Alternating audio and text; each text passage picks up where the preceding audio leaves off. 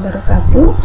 Alhamdulillahilladzi arsa rasulahu bidinil haq liyudhhirahu 'ala dini kullihi wa kafa billahi syahida. Asyhadu an la ilaha illallah wa asyhadu anna Muhammadan abduhu wa rasuluh. Allahumma shalli ala Muhammad wa ala alihi wa sahbihi wasallam. Alhamdulillah, puji syukur kita panjatkan kehadirat Allah Subhanahu wa taala. Pada hari ini kita bisa berkumpul, bisa bertemu meski hanya lewat WA ya.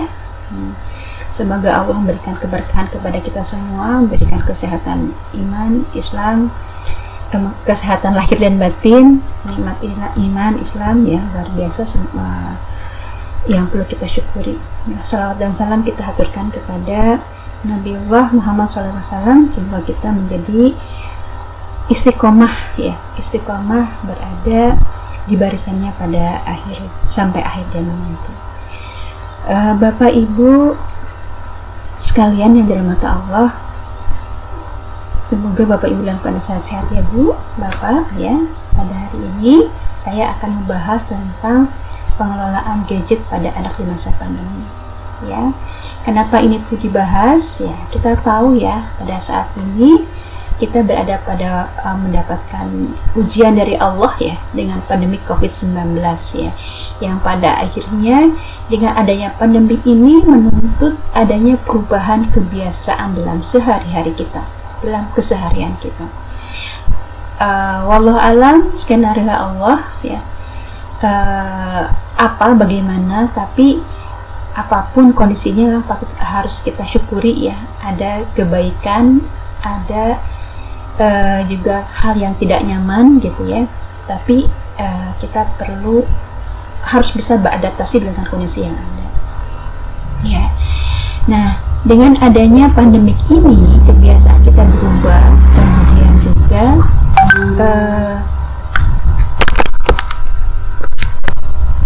pada akhirnya ada protokol kesehatan yang harus kita ikuti ya. Salah satunya adalah bagaimana kita perlu menjaga yang namanya sosial atau physical distancing ya, sehingga berimbas pada pendidikan kita secara keseluruhan ya. Pembelajaran tidak bisa kita lakukan secara langsung ya, karena kalau kita sekolah maka akan ada kerumunan anak-anak, akan ada kerumunan di sekolah anak-anak, guru-guru gitu ya, dan ini sangat berbahaya ya, sehingga pembelajaran pada akhirnya dilakukan melalui gadget ya, secara daring dan otomatis bersama dengan gadget ya. Dan hal ini banyak sekali sebetulnya orang tua yang merasa resah ya dengan pembelajaran daring ini ya. Kenapa? Karena khawatir akan adanya dampak gadget pada anak-anak. Apalagi sebelumnya kita sebagai orang tua memang sangat membatasi, bahkan melarang anak-anak berinteraksi dengan gadget ya. Ini menjadi sebuah hal yang luar biasa ya, perubahan ini buat kita, sehingga memang bagaimanapun kita harus bisa beradaptasi ya. Nah, apa yang harus dilakukan oleh orang tua dengan kondisi seperti ini? Kita harus gimana nih gitu ya. Satu sisi kita punya idealisme bahwa kita memahami bahaya gadget, sisi lain ternyata memang anak-anak harus banyak berinteraksi dengan gadget ya. Di sini saya ingin membahas ya tentang hal itu. Ada beberapa hal yang perlu dilakukan ya dalam rangka pengelolaan ya. Di sini ada 8 hal ya saya sampaikan. 8 hal yang saya sampaikan akan kita akan saya coba sampaikan satu persatu ya. Yang pertama sekali adalah bagaimana kita harus bisa mengubah persepsi kita terhadap gadget. Kalau selama ini kita menganggap bahwa gadget itu musuh ya, atau memang harus dihindari betul ya dengan anak-anak, harus dijauhkan ya. Karena memang begitu banyaknya bahaya gadget. Selama ini kita memahami ada kebaikan, ada manfaat dari gadget, tapi kita juga memahami kalau buat anak-anak yang belum bisa mengolah dirinya, bisa jadi sebetulnya hal negatifnya lebih banyak dibanding hal positifnya ya, seperti itu. Tapi bagaimanapun kondisi saat ini bahwa anak-anak memang belajar melalui gadget, pada akhirnya memang kita harus mengubah persepsi kita terhadap gadget, dan ini sangat penting ya. Ini merupakan langkah awal yang harus dilakukan oleh orang tua. Kenapa? Karena persepsi itu akan mempengaruhi terhadap perilaku kita Ya. Kalau persepsi kita bahwa gadget itu masih hal yang negatif yang lebih besar gitu ya, maka bagaimanapun kita akan menjadi khawatir terus, dan perilaku kita pada akhirnya ke anak-anak menjadi nggak nyaman ya. Kalau kita punya persepsi yang negatif, kita pada akhirnya perilaku kita juga negatif terhadap gadget, dan bagaimana kita akan menjadi sangat berat hati ketika anak-anak kita berinteraksi dengan gadget ya. Jadi kita harus bisa mengubah persepsi kita terhadap gadget yang tadinya gadget merupakan suatu hal yang harus dihindari ya, menjadi sebuah alat bantu yang bermanfaat ya, sebab suatu hal yang memang tidak bisa kita hindari, sebuah niscaya ya, gadget itu niscaya. Apalagi memang zamannya sekarang memang sudah berubah, kalaupun tidak ada pandemik sebetulnya memang zaman sudah berubah dan semua sudah banyak beralih ke gadget. Kalau kita lihat ya,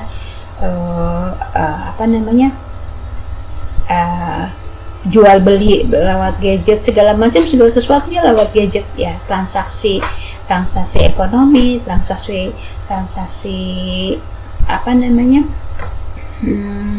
transfer dan segala macam, semuanya sekarang melalui gadget. Dan sekarang memang pada akhirnya merambah kepada pendidikan juga merambah ke gadget ya. Dan kita memang perlu menyadari ada hal positif dari gadget, banyak ya sebetulnya ya. Kita bisa ketemu daring seperti ini ya, mungkin ini juga salah satu positifnya pandemik ya. Satu positifnya dengan adanya gadget, kita bisa belajar dengan lebih leluasa ya. Nggak harus lagi belajar itu dengan mendatangi ke sebuah tempat berkumpul gitu ya, tapi kita dengan duduk di rumah. Mungkin kalau buat ibu-ibu bisa sambil istirahat, atau bisa juga sambil meracik-racik masakan, mendengarkan gitu ya. Itu menjadi hal positif dari kondisi saat ini, dari gadget ya. Tapi bagaimanapun bukan berarti kita loss ya. Tetap kita harus mewaspadai adanya pengaruh negatif ya dari gadget. Tetap harus kita waspadai, karena memang itu dua sisi. Ada hal positif, ada hal negatif, dan bagaimana kita mampu berada di tengah-tengah, mengambil yang positif dan meminimalisasi hal yang negatifnya. Demikian pula akan kita ajarkan kepada anak-anak kita sebetulnya ya. Itu hal yang pertama. Yang kedua adalah diskusikan dengan atas kondisi saat ini, berbincang-bincang. Kita perlu berbincang-bincang, kita perlu berdiskusi dengan anak-anak kita. Apa yang kita diskusikan tentang COVID-19 ya, tentang pandemik ini. Kita perlu diskusi pandemik ini seperti apa dan bagaimana gitu ya. Ada hal yang bahaya ya, ada kebahayaannya di sana, sehingga kita harus bagaimana bersikap, bagaimana kita harus mengikuti protokol kesehatan ya. Kita juga nggak mungkin kan mengurung diri terus, kita perlu tetap berinteraksi di luar, tapi interaksi yang seperlunya mungkin gitu ya. Jadi itu perlu diskusikan dengan anak-anak ya, dengan anak-anak kita, berbincang-bincang sehingga anak memahami kondisi yang ada ya. Kemudian juga apa yang perlu diskusikan adalah tentang gadget itu sendiri gitu ya, tentang gadget itu sendiri, positif dan negatifnya ya. Dan ini akan lebih baik ketika kita berdiskusi dengan anak-anak kita, baik itu tentang pandemi COVID-19-nya atau tentang gadgetnya, positif dan negatifnya. Itu baiknya ada referensi, kita diskusikan. Kemudian juga kalau misalkan negatifnya, kita bisa timbulkan apa gitu ya, kita artikel yang ada, berita-berita yang ada, kasus-kasus yang ada. Kemudian positifnya juga kita sampaikan hal apa yang positif dari gadget gitu ya. Dan itu didiskusikan ya. Kita diskusikan dengan secara rinci, dan kita melihat bagaimana anak-anak kita berpendapat ya, bagaimana anak-anak kita memiliki pemahaman terhadap kedua hal ini ya. Nah, diskusi ini harus disesuaikan dengan usia anak. Akan berbeda ketika kita diskusi dengan anak-anak SD, dengan anak remaja, dan juga dengan anak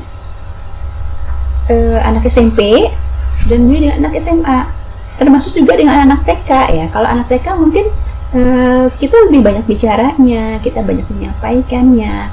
anak SD kita bisa dengar mereka juga pendapatnya seperti apa gitu ya. Nah dengan anak SMP dan SMA kita lebih banyak mendengar sebenarnya gitu ya. Diskusi apa pendapat mereka, kita mendengar, kita hanya mengarahkan ya. Nah kemudian juga akhirnya diskusikan juga, ini hal yang perlu didiskusikan ya, penghematan dan biaya dalam penggunaan gadget ya. Ini maksudnya nanti ketika diskusi ini termasuk juga pada akhirnya dengan kondisi sekolah kita ya. Sekolah kita akan banyak nih berinteraksi dengan gadget, berarti nanti adik, kakak, mas, abang gitu ya, mbak akan banyak berinteraksi dengan gadget, padahal ada positif dan negatifnya. Berarti apa yang akan mereka lakukan, harus bagaimana menghadapi itu gitu ya. Itu perlu diskusikan kepada anak-anak ya. Kemudian juga diskusi tentang penghematan dan biaya dalam penggunaan gadget, artinya biar mereka juga dengan belajar daring ini sebetulnya memang kebutuhan kuota banyak sekali ya. Saya ada anak di rumah belajar kemarin ini, 5 orang anak belajar di rumah daring ya. Itu luar biasa kebutuhan atau akan kuotanya, dan mau tidak mau itu akan dipenuhi. Nah ini perlu dibicarakan sehingga anak-anak bisa mampu menghemat ya, bisa menghemat agar mereka bisa melihat mana yang prioritas yang mereka lakukan dalam bergadget gitu ya, menggunakan kuotanya seperti apa gitu. Terutama untuk anak-anak remaja ya, untuk anak remaja ya. Saya sempat diskusi ya dengan mereka ya, saya diskusi dengan mereka tentang apa sih yang mereka rasakan. Nah ini penting juga ya, karena sebetulnya kondisi pandemik ini buat orang tua nggak nyaman ya, kita nggak nyaman ya, kita ngerasa kayaknya kok diuber-uber, apalagi buat orang tua yang bekerja ya. Untuk orang tua yang bekerja itu Masya Allah gitu ya, kayaknya jadinya double gitu ya. Dia harus kerja sampai rumah juga dia harus mendampingi anak belajar, terutama kalau anak-anaknya TK atau SD, itu luar biasa. Sebetulnya anak-anak juga nggak nyaman. Kalau ibu-ibu mau tanya, coba diskusikan apa sih yang mereka rasakan dengan pembelajaran daring ini gitu ya. Mereka akan keluar tuh perasaannya ya. Mereka, kalau saya sempat diskusi dengan anak saya yang SD, dia bilang kangen sama teman-teman gitu ya. Jadi sangat menanti-nantikan ketika ada pertemuan Zoom, dan itu emang jarang dilakukan ya oleh gurunya ya. Kemudian untuk anak-anak yang lebih atas lagi gitu ya, untuk anak SMA, kebetulan anak saya kelas 12 ya, mereka merasakan ketidaknyamanan dalam belajar, karena bagaimanapun belajar luring dan daring itu berbeda ya. Luring itu tatap muka ya, ketika tatap muka itu yang mereka rasakan berbeda dalam memahami ya. Kalau daring, meskipun kalau saya lihat anak SMA lebih banyak nih pembelajarannya lewat Zoom, gurunya menyenangkan, itu tatap muka dilakukan meskipun daring, tapi tetap aja nggak nyaman buat mereka nggak bisa leluasa untuk bertanya dan seterusnya ya. Jadi sebetulnya mereka juga nyaman. Jadi kondisi tidak nyaman itu tidak hanya pada orang tua, tapi juga pada anak-anak. Itu kita pahami, harus kita pahami ya, sehingga kita bisa merasakan apa yang mereka rasakan ya. Nah sehingga ini harus kita lakukan ya. Buat aturan berikutnya ya, setelah kita diskusi seperti apa nih baik buruknya, kondisinya begini nih, kemudian apa yang mereka rasakan, sementara biayanya begini, kemampuan kita seperti apa dan bagaimana, sehingga apa perlu kita buat aturannya ya. Nah aturan ini meliputi banyak hal ya, bagi waktu, caranya, apa yang boleh dan tidak boleh, serta konsekuensinya. Nah, untuk waktu misalnya berapa lama anak boleh menggunakan gadget di luar belajar gitu ya. Jadi ada saat-saatnya belajar mereka menggunakan gadget, tapi mereka juga mungkin perlu rehat ya, perlu istirahat, perlu refreshing ya, sesekali mereka main game atau lihat YouTube atau mungkin komunikasi dengan teman di WhatsApp misalnya, seperti itu ya. Ini kita berikan waktu, tapi juga memang kita berikan berapa lama itu bisa mereka lakukan ya. Kemudian berikutnya itu bagaimana cara menggunakannya. Nah ini ya, ada konsep 20 di sini adalah 20 menit melihat layar. Jadi ketika mereka belajar nih melihat layar itu dibatasi 20 menit karena memang kita mengkhawatirkan adanya permasalahan dalam mata mereka ya. Nah, mata mereka kalau terlalu banyak melihat gadget. Jadi 20 menit lihat layar, kemudian ini mohon maaf nih nulisnya ya, nggak bener nih ya nulisnya. Apa namanya, kurang teliti saya dalam mengetik ya. 20 detik 20 menit lihat layar, kemudian 20 detik istirahat. 20 detik istirahat, melihat ke tembok, melihat yang hijau-hijau, melihat apa gitu ya. Yang jelas bukan ke layar, biar mata mereka bisa istirahat ya, biar nggak stres matanya ya, karena kalau mata stres juga ini berbahaya. Dan jaraknya juga 20 cm, jadi jangan terlalu dekat ketika anak-anak berinteraksi dengan gadget. Jaraknya 20 cm ini untuk lebih menjaga kesehatan mata kita ya. Kemudian berikutnya adalah posisi tubuh. Gimana posisi tubuh kita ya? Ada yang sambil tiduran misalnya ya, kemudian ada yang sambil mungkin posisi tubuhnya nggak tepat, ini juga berbahaya, ini bisa menimbulkan kelelahan atau mungkin tidak tepat ya. Kemudian pencahayaan saat menggunakan gadget ya, cahaya yang diatur sehingga tidak terlalu mencolok kepada mata ya. Kalau misalkan di ruangan gelap, kemudian cahaya terlalu terang, terlalu kontras dengan lingkungan, itu bisa membahayakan mata juga. Jadi kita perlu atur ini. Kemudian yang perlu dibahas juga adalah ini, apa yang boleh dan tidak boleh tonton, apa yang boleh dan tidak boleh mereka mainkan, apa yang boleh dan tidak boleh mereka lakukan dengan gadget. Ini perlu diperhatikan. Ini kita bahas bisa tuh ketika diskusi itu kita sampaikan tentang bahaya pornografi juga gitu ya, salah satunya misalkan, atau game-game yang seperti apa dan bagaimana. Apalagi sekarang kan yang lagi ketren itu mabar ya, main bareng di game online. Nah, ini juga perlu kita batasi ya. Sebetulnya Bapak Ibu sekalian, kita akan lebih mudah kalau kita memberikan aturan kepada anak-anak yang lebih kecil ya. Kalau anak yang lebih besar itu mereka harusnya bisa mengatur sendiri, dan kita tidak bisa lebih jauh mengontrol mereka ya. Kita berikan aja kepercayaan kepada mereka, kita bimbing mereka gitu ya. Tapi kalau sama anak-anak yang lebih kecil, kita bisa lebih detail, kita bisa lebih strict gitu ya. Nah, ini konsekuensi apa yang mereka juga perlu didiskusikan juga dalam aturan itu. Konsekuensi apa yang akan dilakukan ketika aturan dilanggar? Apa nih gitu ya? Kalau kamu melanggar, apa nih konsekuensinya gitu ya? Misalnya, oke, kamu boleh bermain game di luar belajar, bermain gadget di luar di luar pembelajaran 1 jam misalkan, 1 jam dengan aturan tetap dengan 20 ini gitu ya. Oke, silahkan gitu ya, 1 jam, tapi apa nih gitu ya, apa yang boleh dan tidak boleh, konsekuensinya kalau melanggar seperti apa, itu didiskusikan juga ya. Terus beri anak bantuan dalam pengontrolan. Mungkin saya sedikit cerita ya, ketika saya diskusi dengan anak saya yang SMA ya, ketika mereka merasakan bahwa ketidaknyamanan dalam belajar, kemudian mereka merasa ada dorongan-dorongan, gangguan-gangguan, tiba-tiba pengen lihat YouTube ketika belajar, itu ada dalam diri mereka gitu ya. Terus saya tanya kepada mereka, apa yang bisa saya bantu, apa yang bisa Umi bantu biar kamu bisa lebih teratur gitu segala macam ya. Karena mereka kan, saya tanya apa yang kamu lakukan, kami harus mengatur diri kami harus disiplin segala macam. Saya tanya, apa yang bisa saya bantu untuk itu gitu ya. Kata mereka, Umi cukup bantu dengan mengingatkan dan biarkan kami mengolah sendiri, dan kita harus percaya ya, jadi kita kontrol dari luar ya, tergantung ya dari diskusi kita seperti apa, dan memang dilihat juga nih anak kita sejauh mana memang tanggung jawabnya terhadap diri mereka ya.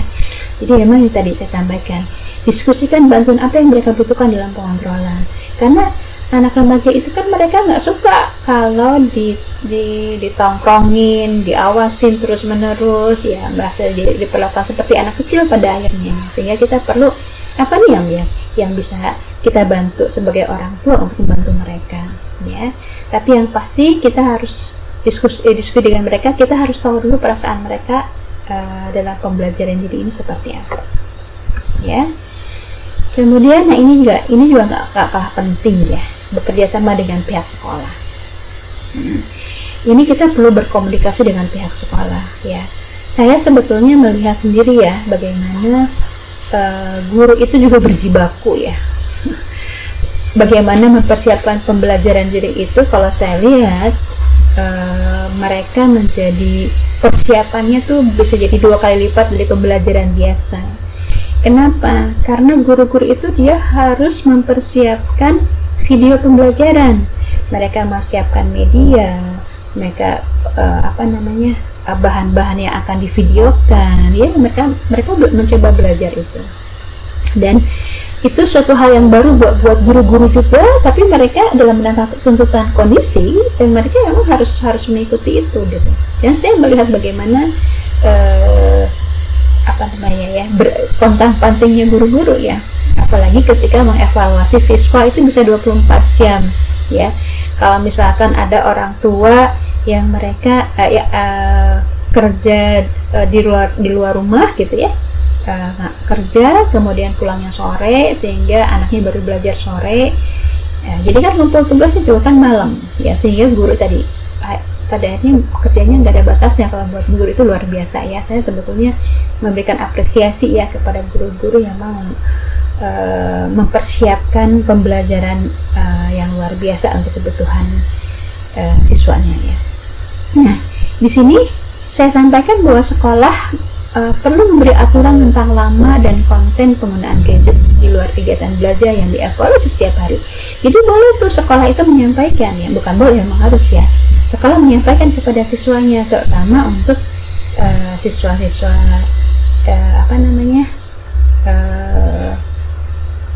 yang SMP SMA mungkin ya, SMP SMA kalau kalau sekolah yang mengatur itu akan lebih diikuti dibanding orang tua gitu ya.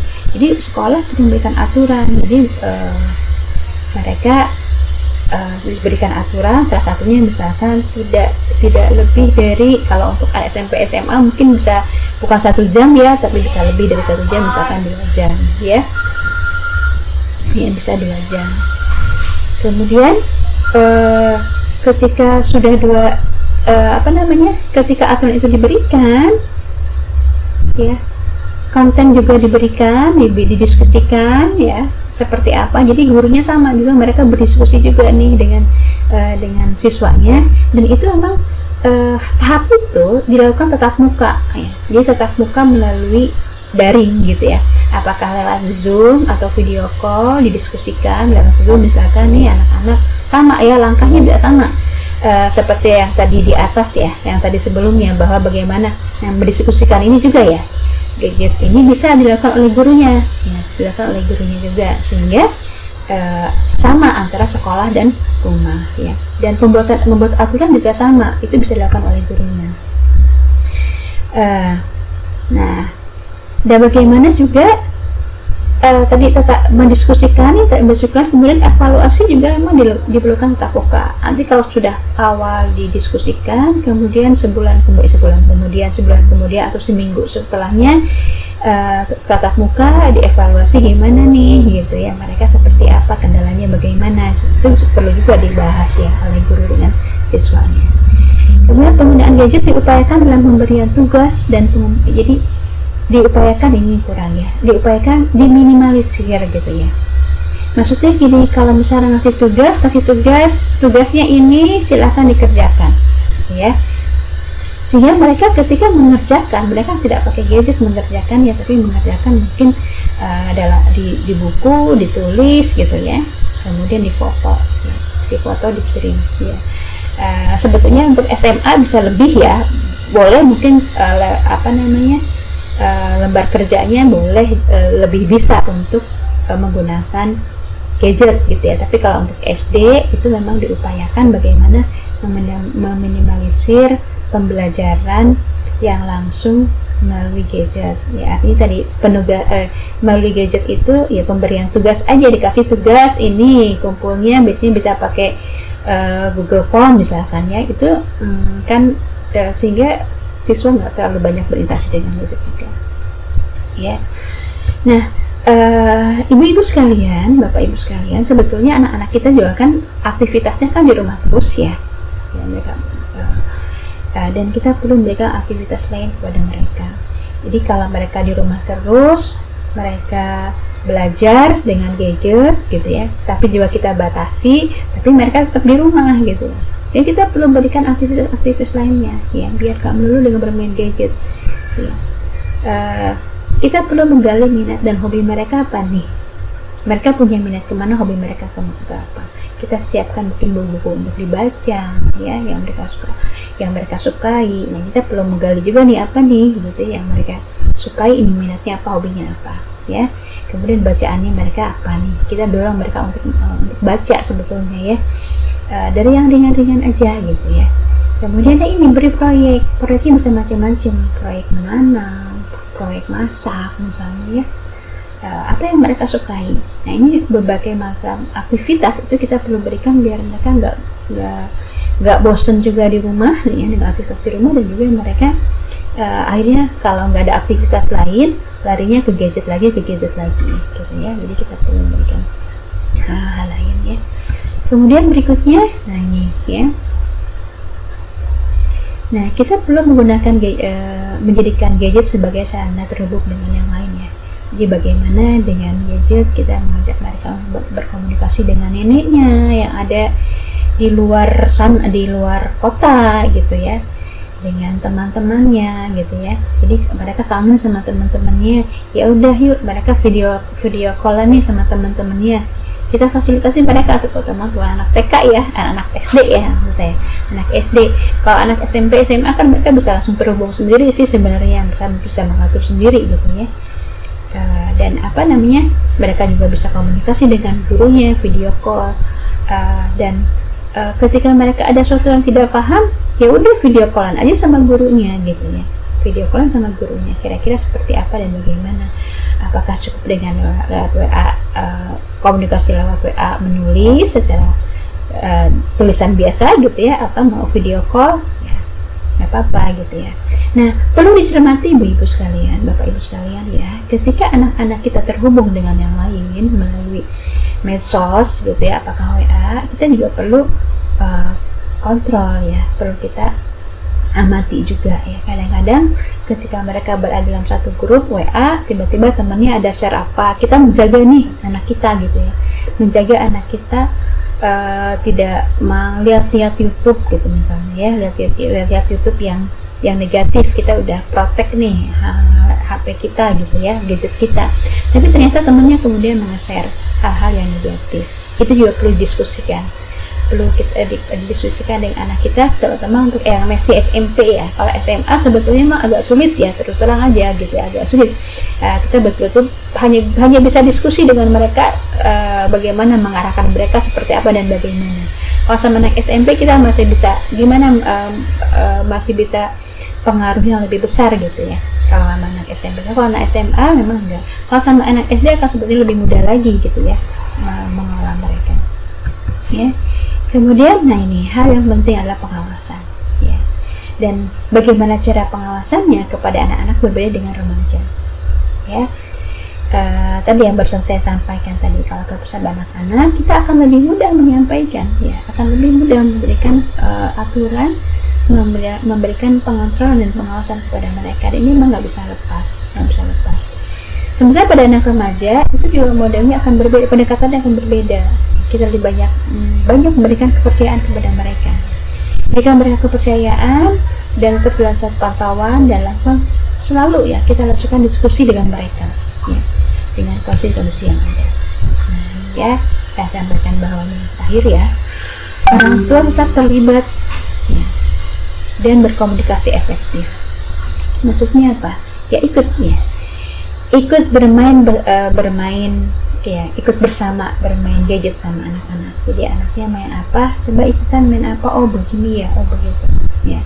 Kalau sama anak remaja, mereka ikut mabar, mungkin kita bisa lihat nimbrung seperti apa sih yang mereka rasakan, seperti apa, dan itu bisa diskusikan ya. Jadi kita tidak semata-mata menjudge kamu begini, kamu begitu, ini nggak baik, itu nggak baik ya. Tapi kalau kita ikut bersama dengan mereka, maka kita akan bisa memahami sebetulnya kondisi mereka seperti apa. Nah, ini memang tidak mudah untuk orang tua yang bekerja ya, apalagi kalau misalnya ada yang single parent bekerja gitu, itu akan semakin sulit mengatur waktu. Tapi itulah kondisi yang ada gitu, kondisi yang ada yang mau tidak mau harus kita jalani ya. Kita jalani harus bagaimana kita siasati bagaimana mencoba mengolah semua ya. Ya tadi ya nonton YouTube bareng ya, anak kita nonton Korea, ya udah kita ikutan nonton Korea ya. Apa sih, oh ternyata Korea begini ya gitu ya, oh seperti ini. Kita bisa diskusi, menurut kamu itu seperti apa sih gitu ya. Kita bisa diskusi justru tentang apa yang mereka tonton ya, termasuk juga game ya. Game kalau sekarang yang lagi ngetrend itu kan apa, Mobile Legends, PUBG gitu ya, sama anak-anak itu luar biasa ya. Dan ini sebetulnya ini jadi satu hal juga, kadang-kadang kita memberikan aturan ya kepada anak-anak kita bagaimana mengolah gadget, tapi sebetulnya bisa jadi kita sendiri belum bisa mengolah. Saya secara pribadi juga begitu ya. Ya alasan kita kan ya, kita koordinasi, kita ada rapat di WA dan seterusnya itu, tapi sama aja ya sebetulnya anak-anak juga ngelihat ya orang tua juga bergadget kok gitu ya. Kita harus bisa memahami juga ya, dan ini menjadi artinya kita melihat kondisi kita seperti apa dan juga ke anak-anak juga bagaimana gitu ya. Kita bisa lebih memahami anak-anak kita ketika kita melihat posisi kita. Jadi kalau apalagi kalau misalkan anak-anak yang mereka anak-anak SMA atau SMP juga bisa jadi kalau misalkan mereka berorganisasi gitu ya, sehingga mereka akan berkomunikasi juga lewat gadget, akan banyak juga berkomunikasi melalui WA dan seterusnya gitu ya. Itu kita harus memahami kondisi anak kita. Nah, ini sangat penting ya. Ini sangat penting bagaimana kita menjaga komunikasi efektif dengan anak. Nah, kalau kita membahas ini sebetulnya kita perlu sesi sendiri ya, bagaimana membangun sebuah komunikasi efektif dengan anak ya. Tapi paling enggak saya kasih bocorannya aja sedikit ya, bagaimana menjaga komunikasi efektif dengan anak itu dengan menghindari 12 pembutuh komunikasi ya. Apa nih 12 pembutuh komunikasi? Ini 12 gaya populer ya pembutuh komunikasi. Apa nih? Memerintah. Ini sering kita lakukan ya, memerintah anak apalagi sama anak-anak remaja itu nggak bisa ya. Itu anak akan malah menjadi mental ya, atau jadi menjauh dari kita ya ketika kita banyak memerintah, banyak menyalahkan. Kalau kita menggunakan 12 pembutuh komunikasi ini kan menjadi masalah besar dengan anak-anak kita. Jadi kita perlu perhatikan hal ini ketika kita berkomunikasi dengan mereka ya. Hindari kita memerintah ya, sehingga apa ya, diskusikan tentang aturan, tugas mereka apa, tugas kita apa, adakan sebuah rapat gitu ya, seperti itu. Hindari juga kita menyalahkan, kamu mah banyak main game terus, kamu mah begini, kamu mah begitu, jadinya ini, jadinya itu. Nanti kita perlu menyalahkan, tidak boleh perlu memperhatikan ya, memperhatikannya dan tidak boleh menyalahkan mereka gitu ya. Karena sebetulnya yang sempat saya diskusikan dengan anak-anak gitu ya, mereka merasakan bahwa ya itu ketika mereka belajar tiba-tiba ada di YouTube gitu ya, tiba-tiba dia pengen buka gitu ya, keasikan gitu ya, keasikan lupa deh sama belajarnya, itu mungkin. Jadi kita perlu memahami hal seperti ini, kita jangan menyalahkan mereka ya. Kemudian yang perlu kita lakukan adalah bagaimana berkomunikasi. Jadi gimana nih kamu mengelola itu gitu ya. Kita juga nggak boleh meremehkan mereka. Oh gitu aja nggak bisa misalnya, masa yang begini aja kamu nggak bisa misalnya gitu ya. Kemudian memberi label ya, mencap. Ini juga kita hindari. Mengancam, awas loh kalau kamu ya, ini dihindari. Membandingkan, coba lihat si itu Coba lihat adiknya, lihat kakaknya, bisa, kamu kenapa nggak bisa misalkan ya. Itu nggak enak banget bapak ibu dibandingkan ya. Kalau saya tanya sama bapak ibu mau nggak dibandingkan dengan yang lain? Misalnya suaminya membandingkan ibu dengan istri tetangga, pasti sangat tidak enak sekali ya. Dan itu pun yang dirasakan oleh anak kita. Jadi kita jangan pernah membandingkan anak kita. Menasehati, nah ini ya, terutama buat anak-anak remaja, mereka sangat tidak suka dinasehati. Kalau kita banyak memberikan nasihat, maka anak-anak itu akan menutup telinga mereka, ya. Dan ini akan menjadi hubungan dengan baik, karena memang berkomunikasi dengan remaja itu ada triknya, ada hal yang perlu diperhatikan ya. Kita berkomunikasi dengan remaja, kita lebih banyak